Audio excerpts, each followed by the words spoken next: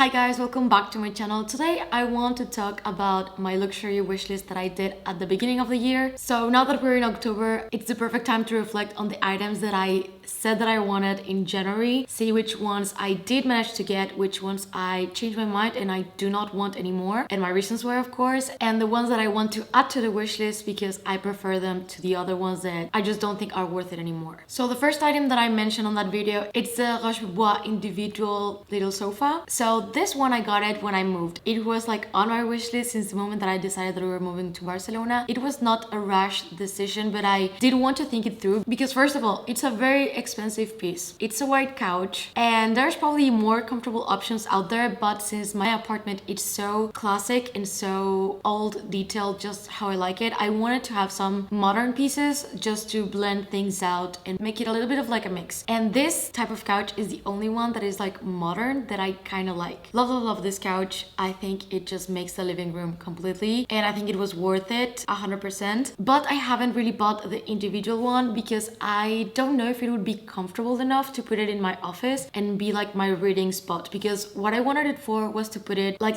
this little section in my office with a lamp, a table. Of course, if I get that, I would also get the little ottoman to match it. I don't know if it would be the most comfortable thing to sit down and read for a few hours, or if I should go for something just more cozy and less aesthetic. That's the thing. I am someone who likes to do things in the middle. I don't want my house to be super aesthetic and perfect, but not functional and comfortable. But at the same time, I love interior design and I love decorating and I love it so much. So I'm still indecisive. I found one that is like linen from La Redoute that I've been considering. So I'm gonna put a picture of the other option that I have. I'm basically thinking about it. I don't know. It's a maybe. It's going to the bottom of the wish list for sure. I'm not thinking about going and getting it this next week. I said that I wanted a new computer and I kind of did it, but a little bit different because I have my laptop and I have a MacBook Pro 16-inch. I got this one in 2020, like the middle of the pandemic. I got this computer to upgrade from my other one. My problem is that it's just not keeping up with Final Cut and video editing. So instead of going for another laptop, decided that what was best for me right now was to get a desktop computer. The thing though is that iMacs are not the best out there because I wanted something that had a lot of capacity, that it was like something strong that was not going to fail me when I was editing a video that was like 2 hours of footage, a lot of color correction, a lot of light correction. So I ended up going for the Mac Mini and I put it in my office, and I also got a monitor. I didn't go for the Apple one. I don't know, I'm always very hesitant about upgrading my stuff, especially when it's electronics and Apple. Like camera, yes of course, but if it's my laptop, my phone or anything like that,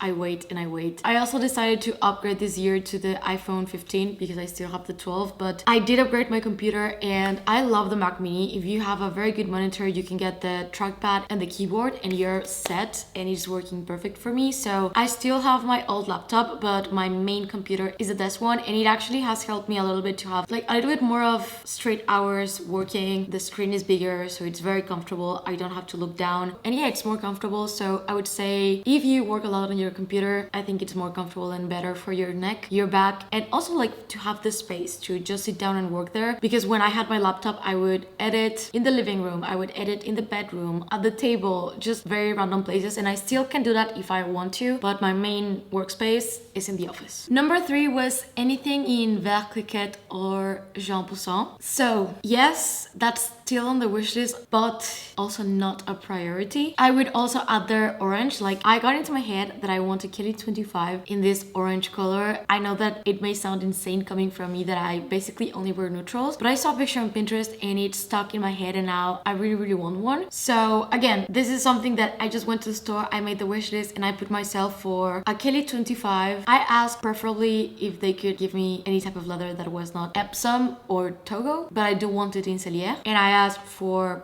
pastel yellows, pastel greens, bright orange and light blue, specifically blue broom. So yeah, I just did the wish list. If they call me, fine. If they don't call me, it's also fine. I mean, absolutely no rush to be honest. So yeah, If I see them on the pre-love market, I would consider it too, but it would have to be like the exact thing that I want, not compromising any shade. Like it has to be Jean Poussin, Vert Cricket, and Blue Broom, or the orange that I want. I'm gonna put pictures so you can see them. I would honestly love to hear what you guys think about those colors. I feel like having gold, etain, and black, I want to venture into colors, and especially I would love to venture into more leathers. I love box way more than Togo and Epsom, so any other leather, I'm happy to try it out. I had been wanting a yellow classic flap for the longest time, and I was this close to getting it. Berlux actually had it available, and I was very close to paying, but then I went sideways and I ended up getting this one. And I don't regret it for a second. I think this one was just a better addition to my closet and the perfect wedding bag. In my opinion, it's also just a little bit more worth it for me in terms of it's something completely different to anything that I have. It's a mini rectangle in pearls. It is a little bit heavy, but a stunning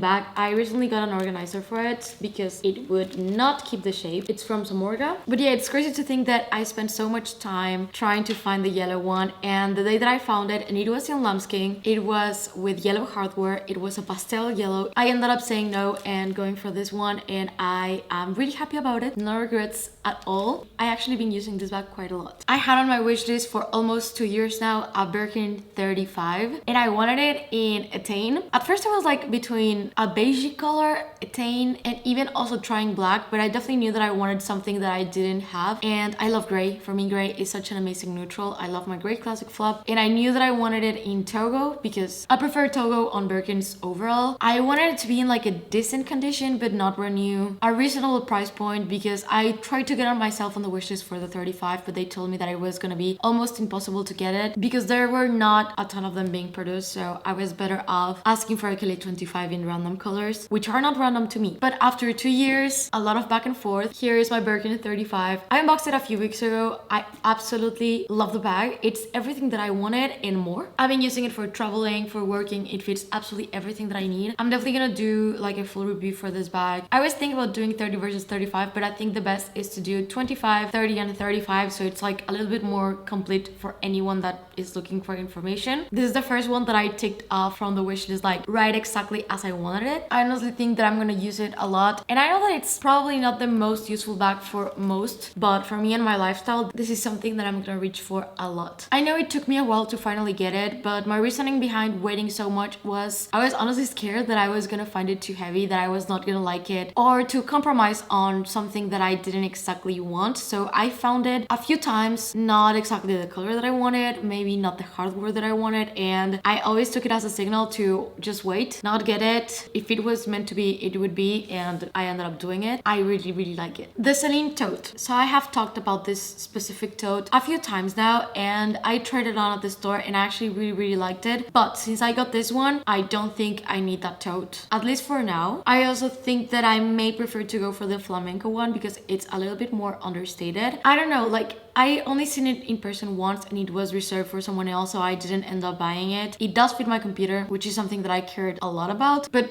I just don't feel like it's something that I need or really want, so I am gonna take it off the wish list. I don't know, like I really like the fact that it's leather and the straps were very comfy. It's probably just the Birkin 35 right now that is making me feel like I can use that as a proper tote every single day that I need it. Maybe I do need something with proper shoulders that is really comfortable, so I will revisit that bag maybe in a few months when 2024 starts, but for now it's off. The Cartier Juke is off the wish list. I wanted it for a while now, but after the experience with my love bracelet, I feel a little bit put off with buying something, especially when it comes to bracelets. I finally dropped my love bracelet at the store. They still deny that there's a new system. So many people in the comments had the exact same issue that I did, and so many people had it changed to the new system. That kind of clicks. I also got messages from actual essays in Paris and Italy telling me that there was indeed a new system. I don't know what's the deal with my store. They just keep telling me no, but my hope was that dropping it at the store, someone would know what to do with it. I'm gonna wait to see what happens, but yeah, I probably won't have my love bracelet for a couple of months, which is a little bit sad because it's a piece that I usually don't take off, and I find it insane that it takes so long to fix something like that or just to check it. So I don't know, I just don't feel like really buying the Juke right now. However, I know that it's a little bit contradictory, but I tried the Panther Panther watch, the mini, because the Panther watch mini gold has been on my wish list also for the longest time. What has really put me off from buying that watch is literally the price point. New from store, it's like 22,000 euros, and if you want to find it pre-loved, it's hard because you rarely find the mini size pre-loved. It's usually the small or the medium, and I am set that I only want the mini because I only like mini watches. So I went and I tried the steel. Since I'm using this one so much, I am like falling in love with the steel version too, and it's most definitely more affordable. So I was thinking putting on the wish list the steel mini Panther, and maybe later on get the gold one and own both of them. Also, I am a little bit concerned about buying watches pre-loved because authentication is a little bit more complicated than with handbags. So for now, I'm really put off by the idea of finding it pre-loved, and if I have the option of getting the steel one new from boutique, the mini size, I think I would enjoy it a lot. I tried it on the store and I found it super comfy. You don't have to take it off when you shower. It's stunning. So I think it's way more realistic to add that to the wish list right now than the gold one. So it's not that I'm taking the gold one out of the wish list, but just like putting it on standby for the future, but it's still on my long-term pieces that I would love to own. I had on my wish list the ABC Lady Dior in black.